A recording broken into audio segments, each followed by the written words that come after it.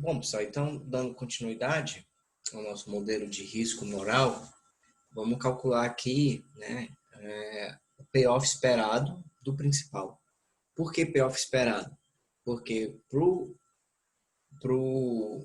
principal, a variável produto é uma variável estocástica, né? Então, ele não tem controle sobre isso. Então, payoff esperado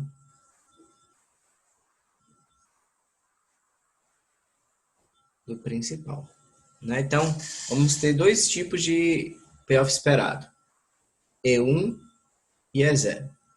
E1 quando o agente se esforça e E0 quando ele não se esforça. Quando ele se esforça, a probabilidade do produto ser alto é π1. E aí vamos botar V de Q alto. O que é esse V de Q alto? V de Q alto é a utilidade gerada pelo nível de produto Q alto para o principal. Mais 1 menos π1 V de Q baixo. Né? E aqui, π0, V de Q alto, mais 1 menos π0, V de Q baixo. Se essa função V for crescente,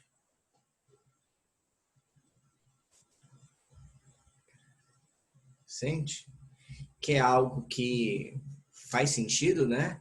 Quanto maior o nível de produção, maior a utilidade para o principal. Se assumirmos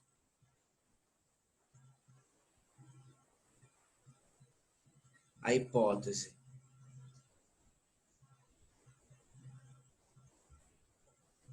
de dominância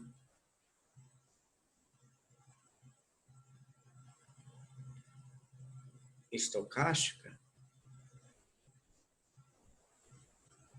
o que vai acontecer? O E1 vai ser maior do que o E0, tá certo? E essa propriedade é que vai também caracterizar a estratégia de montagem de contratos para que o principal vai fazer, tá? Vai elaborar, vai desenhar e entregar essa proposta ao agente. Tá? Então, tal como foi no caso de seleção adversa, nós vamos falar agora de um menu de contratos. Né? Então, o principal vai oferecer, tá, um menu que tem dois possíveis contratos, né? No qual o agente recebe uma transferência T alto quando o produto é alto e recebe a transferência T baixo quando o produto é baixo. Então, esse aqui, que é um conjunto, no caso um par ordenado, vai ser nosso menu de contratos. Né? Quando você tem um contínuo de produtos, aí, então esse menu de contratos pode ser simplesmente uma função, certo? T, função T, que diga quanto é que será a transferência a partir de um determinado nível de produção, né? Aí aqui, como você só tem dois níveis de produção, essa função são só dois pontos, então isso daí nada mais é do que uma dupla de par ordenados, tá? Como é a linha do tempo que modela essa situação? Vamos começar aqui com t igual a zero. Esse t aqui é tempo, tá? Então, T maiúsculo, só para simbolizar que é o tempo. No t igual a zero, o principal oferece um menu de contratos. Ou seja, ele vai chegar lá para o agente e dizer, ó, se você produzir tanto, você recebe tanto. Se você produzir esse outro tanto, você recebe esse outro tanto de salário, tá? E o agente fica sabendo desse contrato, tá? E aí, o agente, ele aceita ou recusa o contrato, né? Então, o agente pode resolver não participar, certo? Dessa dinâmica, e simplesmente dizer, não vou participar disso, não me importa esse menu que você está desenhando de contratos, essas possibilidades. Em T igual a 2, o agente escolhe o nível de esforço.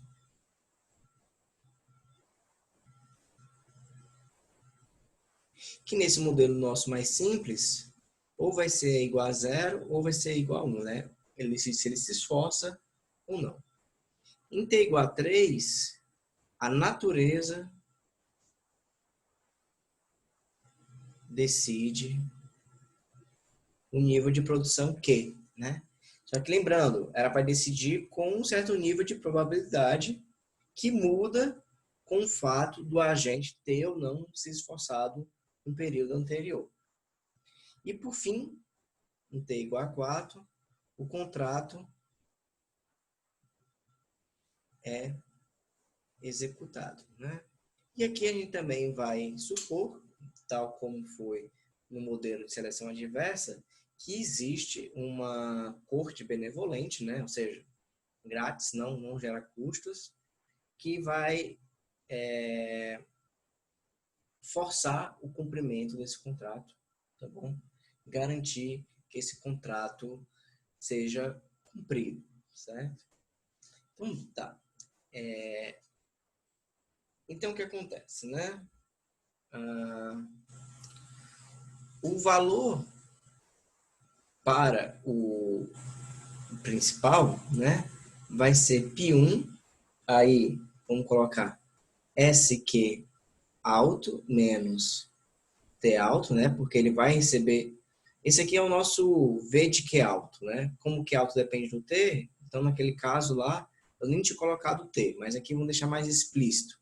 Aqui a gente também está assumindo que a utilidade é separável, né, do principal também.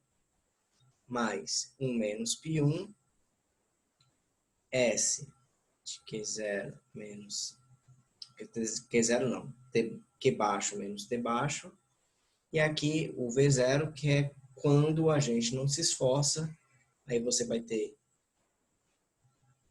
π0 SQ alto menos T alto, mais 1 menos π0 SQ baixo menos ST baixo.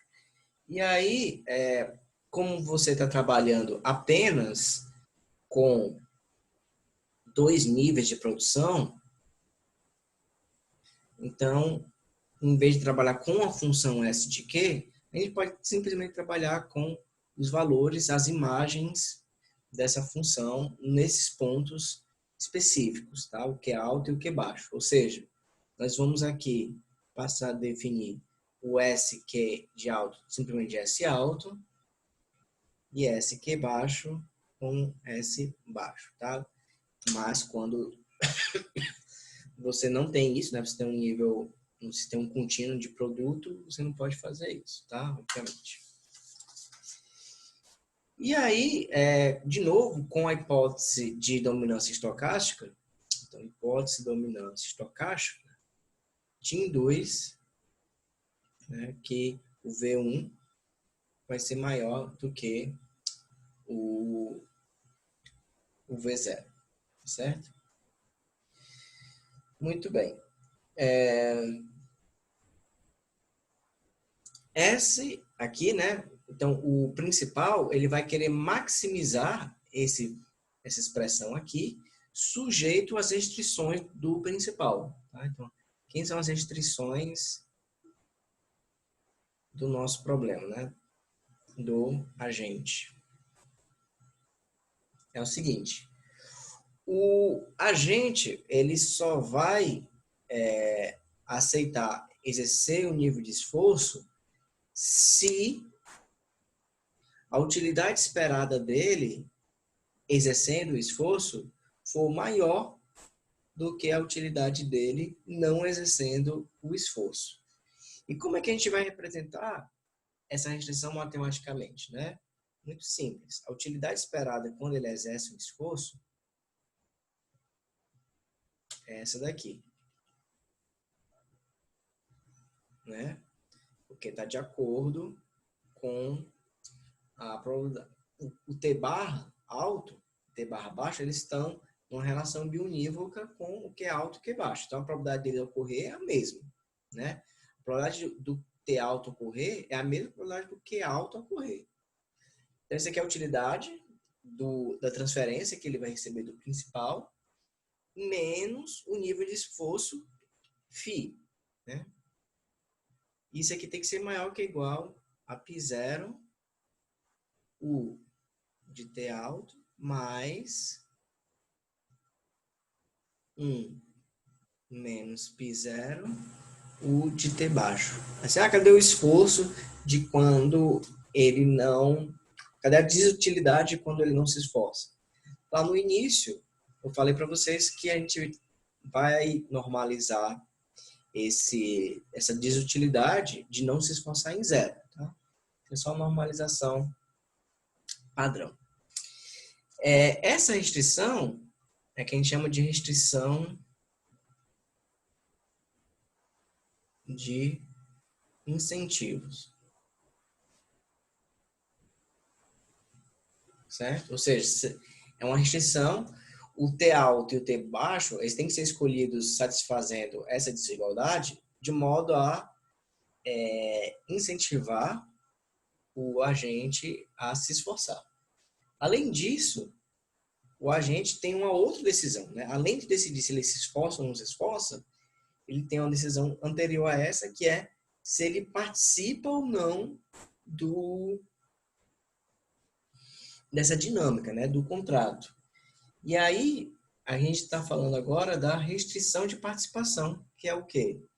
Esse valor aqui, que ele recebe, né, a utilidade esperada menos a desutilidade de participação, tem que ser maior que igual a zero, né? O que é esse zero? Esse zero nada mais é do que a utilidade de reserva do agente. Então, se ele não fizer nada, ele tem zero, tá? Pelo menos zero. Em alguns casos, essa utilidade de reserva do agente pode ser inclusive maior do que zero, pode ser um W maior do que zero. O que é esse W? Esse W pode ser a transferência de renda do governo direto para ele, né? Tipo um programa de renda mínima. Né? Mas aqui no caso, esse cara aí, ele vive num país que não tem renda mínima. Né? Então, ele pode não trabalhar, mas em compensação, ele não sofre nenhum prejuízo. Né? Inclusive, em determinadas situações, essa utilidade de reserva pode ser até negativa, né? Que é quando, por exemplo, o agente já tem um contrato assinado e aí ele tem que pagar uma multa, certo? Se sair, se não aceitar participar do contrato, tá ok? E aí, essa restrição, ela recebe o nome de restrição de participação. Beleza? Bem, e qual vai ser o problema do principal? O principal, ele vai maximizar, né, o V1, né, que é π1 SQ alto menos ST alto, mais 1 menos π1 S baixo menos S baixo, né? Aqui as variáveis de decisão são T alto e T baixo, tá certo? Sujeito às restrições 1 e 2, né? Essa daqui e essa daqui. Então, matematicamente falando, é um problema que é bem mais simples do que o problema de seleção adversa, né? Porque você só tem duas variáveis, né? T alto e T baixo, e duas restrições. O que a gente vai fazer no próximo vídeo é resolver esse problema para esse tipo de modelagem, tá? E aí a gente vai, em cima da solução, fazer algumas análises, algumas interpretações econômicas, tá certo? E dou por encerrado esse vídeo e a gente se encontra já no próximo, tá? Em que a gente vai dar continuidade aí a essa matéria sobre risco moral.